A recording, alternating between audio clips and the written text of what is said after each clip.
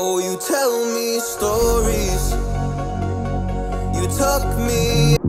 All the choices you made, did you make them again? Hello everyone! Ngasidi kano ay say Heijingpot ama chat ke tawbani adugi keba loire. Mid kasi khara kirabani ngasidi nail polish ima sangmo ngari bani ama si kokthaki bagi soidana. Ado ay mamang nasu kiraga lon khoi bagi tawbani ba do smaina yamna haidi makeup tawraga kirakpa matam sida aina sum kano tawning bado.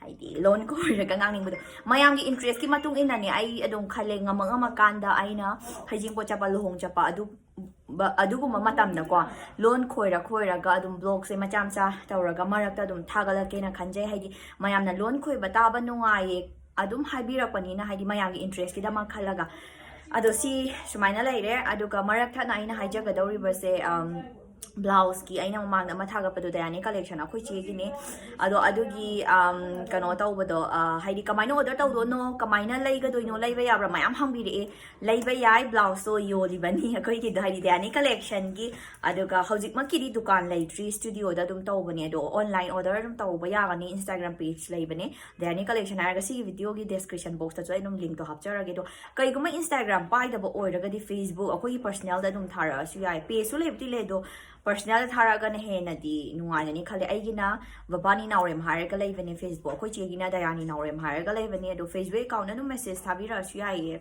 aduga instagram paraga di kano dayani collection du da dum free akhoi na dum khara thagat pane blouse ado da ge dum yengaga habira su yai ado adumaina tawbani ado adum delivery service to adum kano adugi matang ho adu so dum khara lai delivery service khara lai ado details su dem hang pa yagani ado clear oina ba mayam dai hajarakpani ado di lon khoi ba haurage lon khoi ba video ni na lon khoi ba akhoi chi hoji kana kiri hoji chatla doini ai le di ba blouse si jo akhoi je diani collection gi blouse ni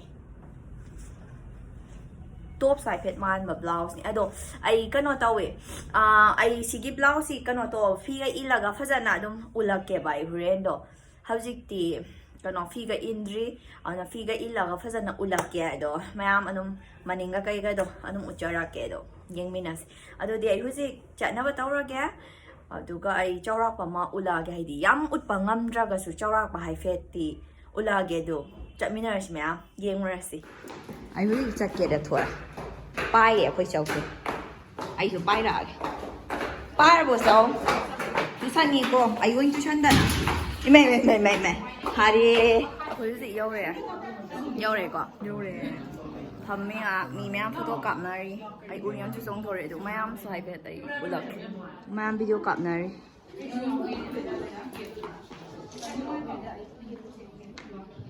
sina behind the scene ni ko sina phamma kha songai nari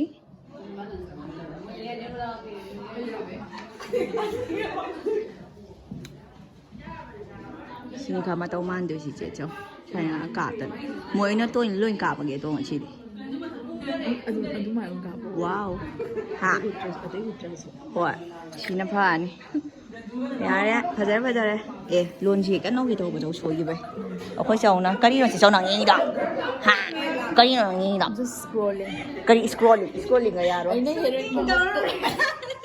ai kum video photo na me cho nang sile pro ai do iphone ji kana bai bi rak to ino dei khan bai che do nang sam diam phaje nang sam no mai dai model gi ta ta mathang le pu bai rang over ung dana tau khai ro ya ge poster mai dai ngamo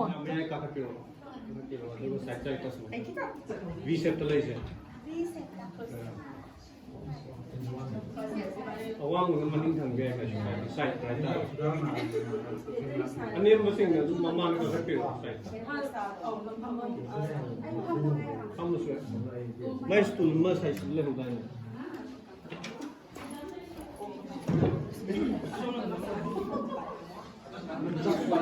Babin ng kablo ba? 1 2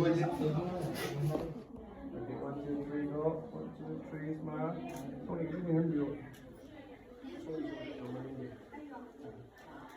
okay 1 2 3 smile sorting view yani 1 2 3 okay 1 two, three, smile. 제 left side pocket. Yeah.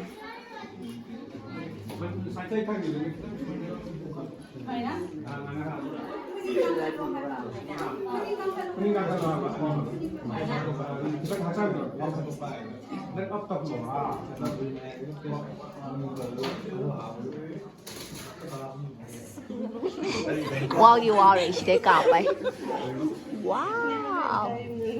Pazar. Born here. Pretty see your thing like again. Video thing like again. Hero Kakchinglon see the light. I give broke the advertised story. Hero Kakchinglon. Hero on the light. Sinakari Venus Ibra. Venus Moirang. Mayang mabam. What you mean? See, I come on you.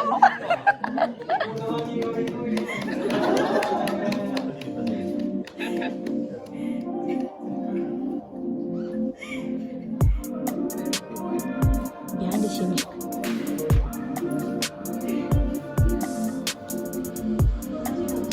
Kasi photo copy pogi mo mana mayanga. Borga kainaga.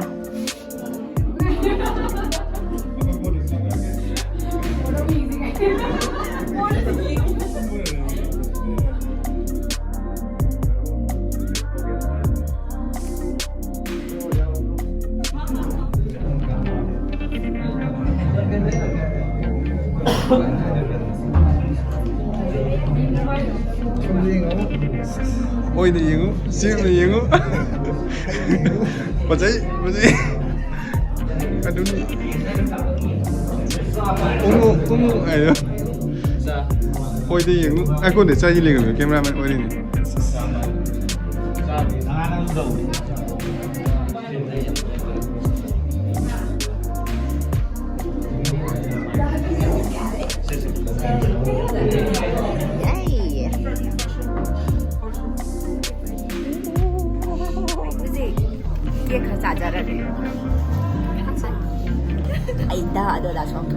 You look so pretty. You look so pretty. Pretty, you look so pretty. Sila mayama, janari. Lungko lagi. Mamudi amma medo. Chorok talaya kuzi. Yumhan get tauri.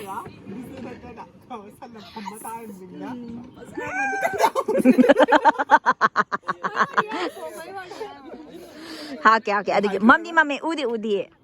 Ado ako Kakchinglon si Minam taning ni hai. Adugi, yam kier di Kakchinglon ngang. Kier di Kakchinglon ngang di. Ngango.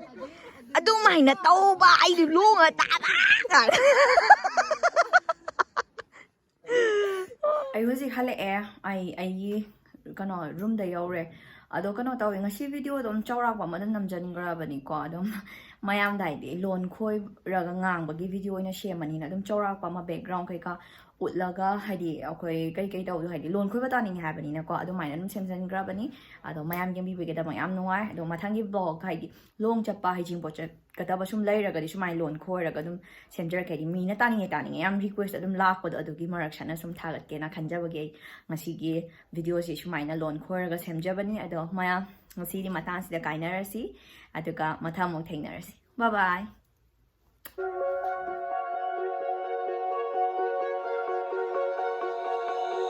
Oh, you tell me stories, you tuck me in, and the second you leave I call you right back to check for monsters in my streets. Yeah, high school was hard. You'd fight with my mom, I'd fall asleep to the screaming, sound machine always speaking, left emotional scars. Now I'm 21.